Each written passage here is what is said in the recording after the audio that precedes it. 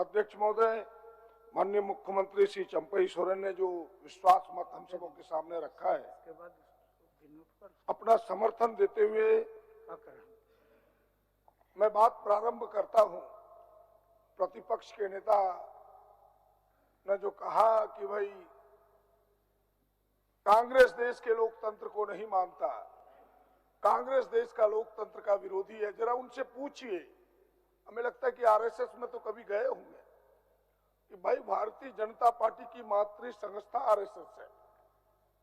देश के आजादी के बाद भारत का तिरंगा उनके कभी कार्यालय में नहीं फहरा, पूछिए उनसे। अब जब जनता का दबाव बना तो इन 4 वर्षों से उनके कार्यालय में तिरंगा फहर रहा है, पता है कि नहीं? जरा पूछ लीजिए उनसे।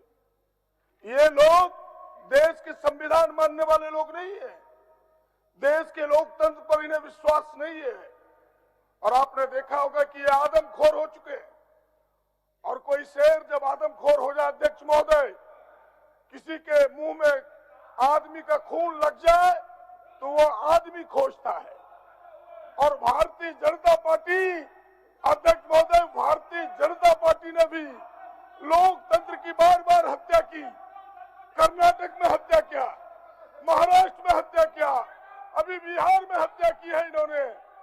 और यहाँ भी बहुमत की सरकार की इन्होंने हत्या करना चाहिए, लेकिन इनके गले का फांस बन गया, इसलिए इनकी चलती नहीं है अध्यक्ष महोदय। इसलिए मैंने कहा कि ये लोकतंत्र विरोधी है, वे चुनी हुई सरकारों को गिराना चाहते हैं। और आपने देखा होगा कि कई बार इन 4 वर्षों में इन्होंने प्रयास किया कि तो झारखंड है, इनकी चली नहीं। इसलिए अध्यक्ष महोदय, मैं इतना ही कहना चाहूंगा कि आज के दिन झारखंड की जनता की एक बातों को समझ रही है, झारखंड के लोग एक एक बातों को समझ रहे हैं। इन्हें जवाब देगा आने वाले चुनाव में, इसका उत्तर इन्हें मिलेगा।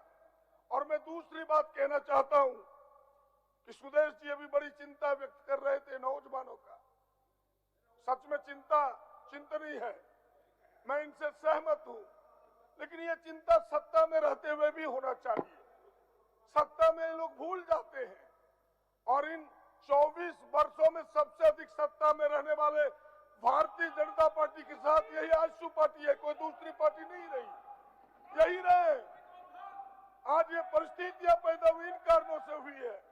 मैं कोई नई लंबी चौड़ी बात न करते हुए बस इतना ही कहना चाहूंगा कि यह जो सरकार बनी है, जो हेमंत जी ने विकास के कामों को आगे बढ़ाया है, कल्याणकारी आदिवासी, दलित, पिछड़ों के लिए, झारखंडियों के लिए जो एक बड़ी रेखा खींची है, मुझे विश्वास है कि चंपई सोरेन उस रेखा को और गहरे करेंगे, उस रेखा को और गहरा करेंगे, उस रेखा को और लंबी करेंगे।